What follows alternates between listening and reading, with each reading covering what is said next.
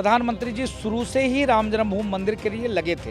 राम जन्मभूमि मंदिर के लिए उन्होंने संघर्ष किया, राम जन्मभूमि की आवाज़ को उन्होंने उठाई। मुझको लगता है विपक्षियों को पेट में इसीलिए दर्द हो रहा है कि मंदिर का निर्माण में मोदी क्यों आ रहा है। मैं राहुल बाबा से निवेदन करना चाहूँगा कि बीजेपी का ही कार्यक्रम नहीं है, ये सनातनियों का कार्यक्रम है और हिंदुओं का कार्यक्रम है। मैं निवेदन करता हूँ, जाकी रही भावना जैसे प्रभु मुहूर्त देखी तीन तैसी है क्या कि उनको सपने में दिन रात आरएसएस बीजेपी, क्योंकि बीजेपी वाले 60 साल के उस बूढ़े को कुर्सी पे बैठने नहीं दे रही। उस बूढ़े को कुर्सी पे नहीं बैठने दे रही तो उस सपने में भी बीजेपी आती है। इसके नाते राम जी का कार्य चल रहा है, राम जन्मभूमि का कार्य चल रहा है, इसमें भी उनको बीजेपी ही दिखाई दे रही। इसके अलावा आपने बताया कि इसके अलावा भी उन्होंने कहा है कि प्रधानमंत्री के इर्द गिर्द जो है इस कार्यक्रम को रखा गया है राजनीतिक। नहीं, देखिए मैं पुनः निवेदन करूंगा, मैं राहुल बाबा से निवेदन करना चाहूँगा कि बीजेपी का ही कार्यक्रम नहीं है, ये सनातनियों का कार्यक्रम है और हिंदुओं का कार्यक्रम है और यह राम भक्तों का कार्यक्रम है।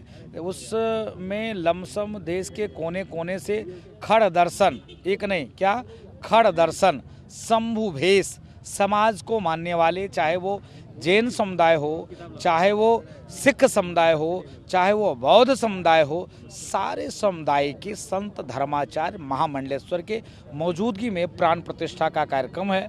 आपने प्रधानमंत्री जी के ऊपर उंगली खड़े किए, मैं निवेदन पूर्वक कहना चाहता हूँ, वो 140 करोड़ देशवासियों के आइकॉन हैं और प्रधानमंत्री हैं। प्रधानमंत्री जी शुरू से ही राम जन्मभूमि मंदिर के लिए लगे थे।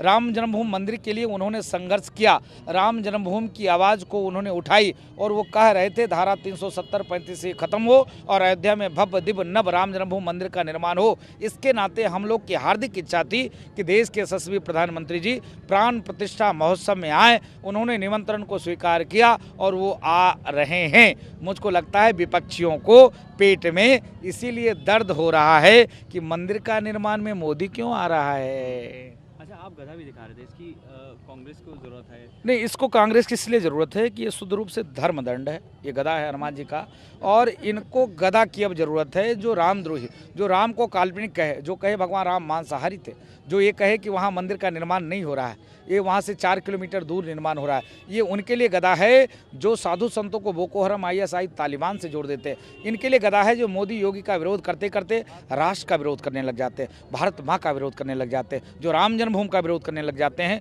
उनके लिए गधा है। और गधा से इनकी बुद्धि को शुद्ध करना पड़ेगा, तभी ये मानेंगे, नहीं तो नहीं मानने वाले।